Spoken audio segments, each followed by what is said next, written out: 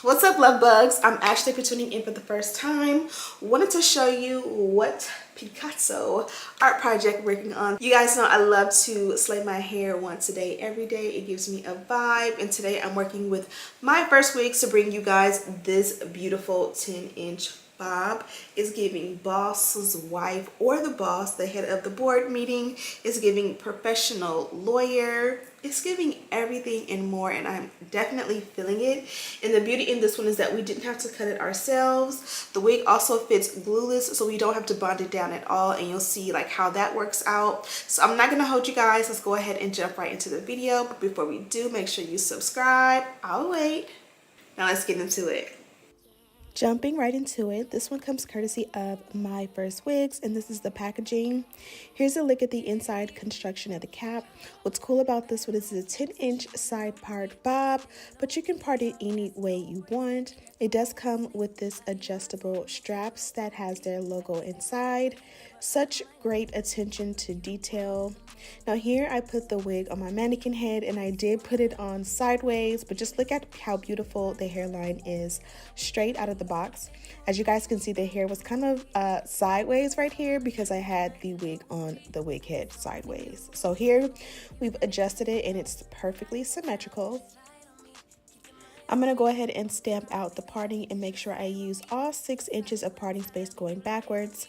I'm going to use my wax stick paired with my electric hot comb to go in and just stamp out that parting and make it super flat, super sleek, super neat, you know, all of the supers. This one here is a silky straight texture. It's Malaysian origin, and as I mentioned, this is a lace front wig with 13 by 6 dimensions. Real Swiss lace was used in the process of making the lace, which makes it super undetectable, and you'll see that as we put the wig on. Also, we will be doing a semi-glueless install, and you'll see what I mean in just a moment. But for now, I'm just taking my Babyless flat iron and just going in and bumping the ends. Although it came silky straight, as you guys can see, it's a little bit frayed from shipping and handling. So you just want to go in and smooth it out.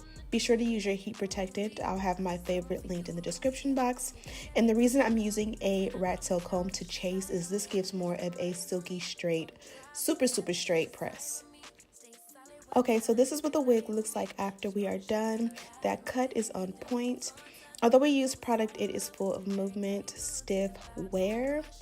Here I'm going in on the hairline. Don't ever forget to go in on the hairline. It makes it super sleek when you go ahead and press out the hairline. Again, although the hair is straight, you want to make it super fleeky and sleek. Now it's time to do the real work. We did the prep on the mannequin head, but of course we're gonna install her, and this is what she looks like on.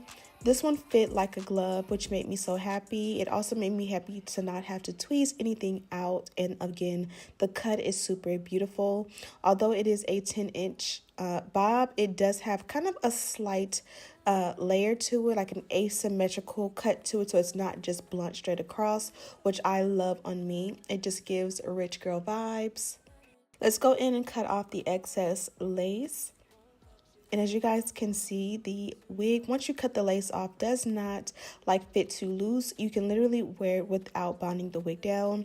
The only difference is if you want to wear without bonding it down, you must cut off the ear tabs or kind of like tuck them behind your ear. Here you're going to see I did lightly go in at the top with my glueless adhesive, but mainly concentrating on the ear tabs because that is what I want to bond down.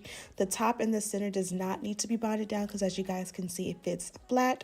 So that's exactly what I did. I bonded down the ears on one side and then the opposite side. Again, I did go up a little bit just, you know, to make it super melted, but I did not bond down the top center because there was no need. Now I'm going to go in and just play with the sideburns. I did spray a little bit of my Sebastian shapers for a little bit of hold, trying to guide my comb to kind of just stamp out basically the shape of the sideburns. And then I went in with my mousse from Bedak Beauty and kind of just finished it up. And as you guys can see, the sideburns are super flat and like conform to my face, which I kind of like. It gives a great vibe and it pairs perfectly with this bob. If you don't like baby hair with your bobs or your wigs in general, just skip this step. This was just something that I added on my own. Here I was deciding if I wanted to do more sideburns or not, so I just went ahead and used the shapers to stamp out like baby hair. And I really liked it, so I went ahead and kept it without cutting it down short. You can do this as a hack to not really cut your lace or cut the hair on your wig if you don't want to cut it for baby hair. Or again, you can just leave it as is. The options are endless. Now to set it off, let's add some concealer to the parting and some powder to the lace. Okay, love bugs. I am in love with what we came up with today. Simple, blunt cut bob. Always wins. It's always elegant and classy. I did kind of give it my little ratchet style with a little bit of swoop here. It's baby hair, but I didn't quite commit because I didn't cut it short. So of course I can just, you know, take my mousse or my wax or anything for that matter and just kind of send it back. I kind of think I am either gonna cut it and make it better or just send it back, because it's kind of like I tried to do safe baby hair and it kind of is just not giving what it needs to be give. I mean, it like looks good in my mirror, but in the camera it's just not popping or giving, you know, it's not giving the vibes. But we are rocking with Myfirstwig today, and you guys already know they already gave me a couple of stuff. So first of all, this is the bag.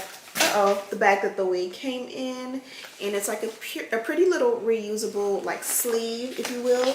Love these. Always keep these for my wigs because it helps me to be able to store them, especially if you don't want to keep the box or for travel or what have you.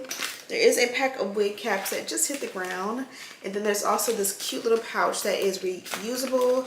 I show you this in every video, and I love the fact that you're able to get this with your wig because it definitely is like a little quick kit. It includes a rat tail comb that has their website on it, their logo on it, and then 2 of these duckbill clips, which you guys seen in the video. I use similar ones to pull the hair back. Here are my cute little wig caps, and you guys seen I didn't have to bond it down in the front.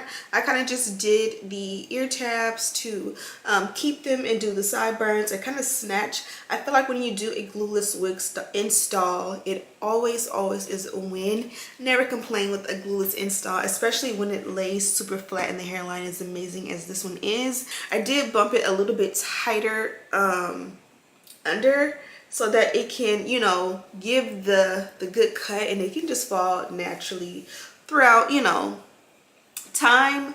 But yeah, this one is a low easy maintenance. The only con with a bob this short is obviously the fact that you won't be able to put it in a ponytail. You would have to literally just, you know, throw a bonnet on or wrap it up or something like that. If you are like going to work out, you just wear it down and just secure the edges.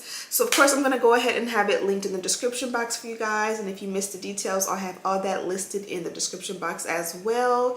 You guys know I got your back. Thank you guys so much for watching, and as always, I'll see you in the next one. Smooches.